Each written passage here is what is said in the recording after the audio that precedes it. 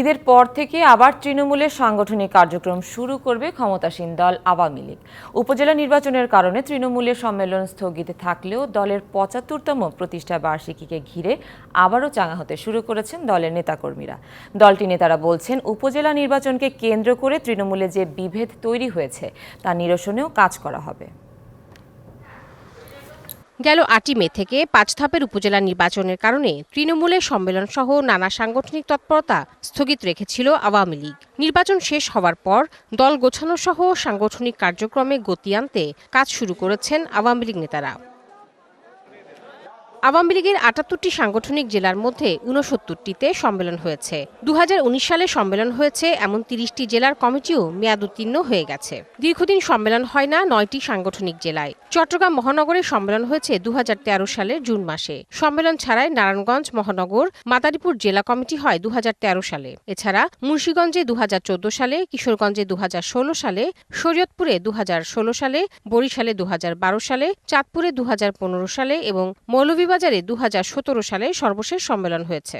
Walton fridge কিনে অনেকের মতো আপনিও হয়ে যেতে পারেন মিলেনিয়াল। সেরা পণ্যের সেরা অফার।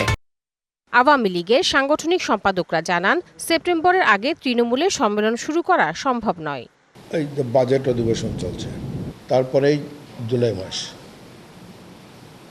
আগস্ট মাস, বর্ষাকাল, এই সব কিছু মিলেই যে আমার মনে হয় আমরা সেপ্টেম্বরের আগে এই সম্মেলনগুলি করা শুরু করতে পারব না। দলের মধ্যে কিছুটা অসন্তোষ, একে অপরের প্রতি ক্ষোভ, এটা বিদ্যমান হয়। আমরা একসাথে বসাইলেই তোর নিরসন হবে।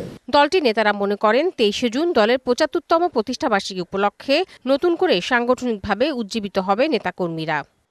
আমাদের রাজনৈতিক অঙ্গনে নানা ধরনের বিশৃঙ্খলা সৃষ্টি করবার জন্য কিছু কিছু রাজনৈতিক দল তারা সক্রিয় ছিল, যে কারণে এই সম্মেলনের প্রতি মনোযোগী হয়নি, একথা ঠিক।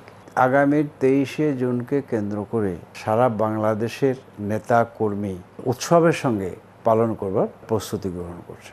ধীরে ধীরে সাংগঠনিক কার্যক্রমে গতি আনা হবে বলেও জানান এ নেতা। দ্রুততর সময়ে এই সম্মেলনগুলো করবার প্রস্তুতি নেওয়া। Tahsina Jessy, DBC news, Dhaka.